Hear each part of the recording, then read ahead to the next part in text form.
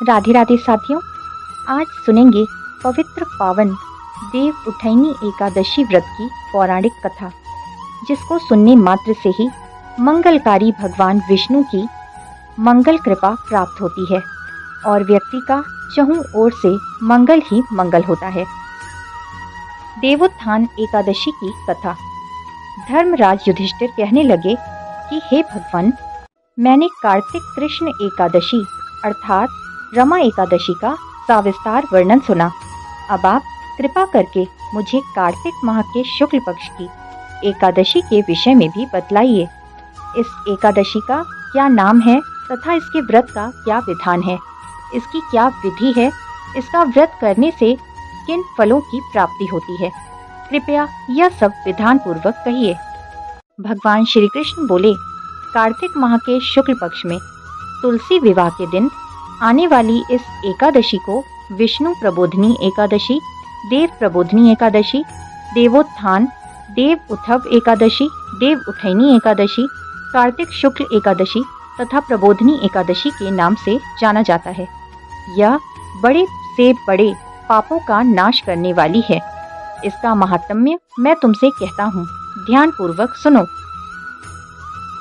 एक राजा के राज्य में सभी लोग एकादशी का व्रत रखते थे। प्रजा तथा नौकर चाकरों से लेकर पशुओं तक को एकादशी के दिन अन्न नहीं दिया जाता था। एक दिन किसी दूसरे राज्य का एक व्यक्ति राजा के पास आकर बोला, महाराज, कृपा करके मुझे नौकरी पर रख लें। तब राजा ने उसके सामने एक शर्त रखी कि ठीक है, रख लेते हैं, परंतु रोज तो तुम्हें खाने को सब कुछ मिलेगा, पर एकादशी के दिन तुम्हें अन्न नहीं मिलेगा। उस व्यक्ति ने उस समय तो हाँ कर दी, पर एकादशी के दिन जब उसे फलाहार का सामान दिया गया तो वो राजा के सामने जाकर गिड़गिड़ाने लगा, महाराज, इससे मेरा पेट नहीं भरेगा, मैं भूखा ही मर जाऊंगा, मुझे अन्न दे दो। राजा ने उसे शर्त की बात याद दिलाई, पर वह अन्न छोड़ने को तैयार नहीं हुआ। तब राजा ने उसे आटा, दाल, चावल आदि दे दिए। वह नित्य की तरह नदी पर पहुंचा और स्नान कर भोजन पकाने लगा।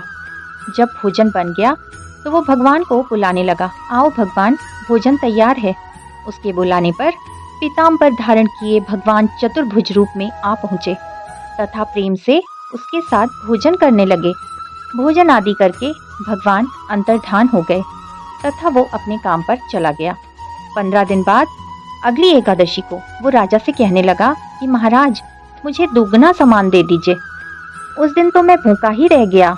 राजा ने कारण पूछा तो उसने बताया कि हमारे साथ भगवान भी तो खाते हैं, इसलिए हम दोनों के लिए ये सामान पूरा नहीं होता। यह सुनकर राजा को बड़ा आश्चर्य हुआ। वो बोला, मैं नहीं मान सकता कि भगवान तुम्हारे साथ खाते हैं। मैं तो इतना व्रत रखता हूँ, पूजा करता हूँ, पर भगवान ने मुझे तो कभी दर्शन नहीं दिए। राजा की बात सुनकर वह बोला, महाराज, यदि विश्वास ना हो तो साथ चलकर देख लें। राजा एक पेड़ के पीछे छिपकर बैठ गया। उस व्यक्ति ने भोजन बनाया तथा भगवान को शाम तक पुकारता रहा, परंतु भगवान न आए। अंत में उसने कहा, हे प्रभु, यदि आप नहीं आए तो मैं नदी में कूदकर प्राण त्याग दूंगा। लेकिन भगवान नहीं आए। तब वह प्राण त्यागने के उद्देश्य से नदी की तरफ बढ़ा। प्राण त्यागने का उसका दृढ़ संकल्प जान शीघ्र ही भगवान ने प्रकट होकर उसे रोक लिया और साथ बैठकर भोजन करने लगे। खा पीकर वे उसे अपने विमान में बैठाकर अपने धाम को ले गए। यह देख राजा ने सोचा कि व्रत उपवास से तब तक कोई फायदा नहीं होता जब तक मन शुद्ध ना हो। इससे राजा को ज्ञान मिला। वो भी मन से व्रत उपवास करने लगा और अंत में स्वर्ग को प्राप्त हुआ। देव उठैनी एकादशी व्रत कथा संपूर्णम। फिर से मिलेंगे मेरे चैनल कृष्णा माखन चोर पर। तब तक के लिए राधे राधे।